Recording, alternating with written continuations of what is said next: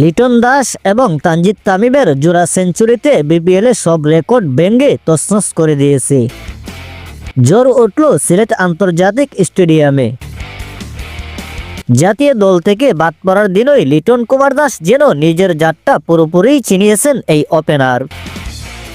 বিপিএলের ইতিহাস উলটপালট করে দেয়া এক সেঞ্চুরি করলেন সিলেট আন্তর্জাতিক স্টেডিয়ামে। এই স্টেডিয়ামেই বাংলাদেশের ওয়ানডে ইতিহাসের সর্বোচ্চ 176 রানের ইনিংসটা খেলেছিলেন লিটন দাস। আর গতকাল বিপিএলে ইতিহাসের দ্বিতীয় দ্রুততম সেঞ্চুরিও পেলেন এই মাঠ থেকেই। সেঞ্চুরি পেয়েছেন তার ওপেনিং পার্টনার তানজিদ হাসান তামিম নিজেও। তাতেই সিলেটে হলো রেকর্ড বুক পুরোপুরি তছনছ হলো আরেকবার। 44 বলে 100 বিপিএল ইতিহাসের দ্বিতীয় দ্রুততম সেঞ্চুরি এখন টাইগার ওপেনার লিটনের। অবশ্য তিনি এই রেকর্ড ভাগাভাগি করেছেন ক্রিস গেইলের সঙ্গে। ইউনিভার্স বস খ্যাত গেইল 44 বলে সেঞ্চুরি করেছিলেন 2012 সালে সিলেট রয়্যালসের বিপক্ষে। লিটন সমান সংখ্যক বলে করেছেন সেঞ্চুরি। বিপিএল ইতিহাসে দ্রুততম সেঞ্চুরি আহমদ শেহজাদের। 2012 সালে রাজশাহী ফ্রাঞ্চাইজির বিপক্ষে সেঞ্চুরি করেছিলেন মাত্র 40 বলে। লিটন অবশ্য বাংলাদেশি ব্যাটারদের মাঝে দ্রুততম সেঞ্চুরির রেকর্ড করেই ফেলেছেন। 2 রেকর্ডের পাতায় অবশ্য নাম তুলেছেন তার সঙ্গী তানজিদ হাসান তামিমও। লিটন দাসের সঙ্গে তিনিও হয়েছেন ইতিহাসের অংশ। সেঞ্চুরি পেয়েছেন ইনিংসের শেষ ওভারে।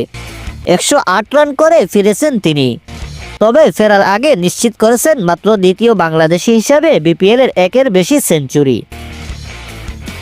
তামিম ইকবালের সঙ্গে বিপিএলে বাংলাদেশিদের মধ্যে সর্বোচ্চ 2টি সেঞ্চুরি এখন তানজিদ হাসান তামিমের।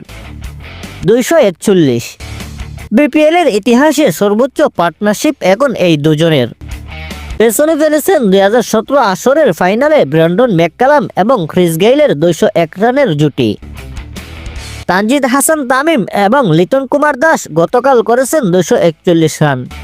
এই জুটি ভেঙেছে বিপিএলের ইতিহাসের সর্বোচ্চ দলীয় রানের রেকর্ড। 254 ঢাকা ক্যাপিটালস থেমেছেন এক উইকেটে 254 রান নিয়ে। বিপিএল ইতিহাসে সর্বোচ্চ রানটাও এখন ঢাকা ক্যাপিটালসের দখলে। পেছনে পড়ছে 2019 সালে চট্টগ্রামের বিপক্ষে রংপুর রাইডার্সের 239 রানের রেকর্ড। প্রথম উইকেটে ফ্রাঞ্চাইজি ক্রিকেটে সর্বোচ্চ পার্টনারশিপ। আইপিএলে এর আগে বিরাট কোহলি এবং এবি ডিভিলিয়ার্স প্রথম উইকেটে তুলেছিলেন 229 রান।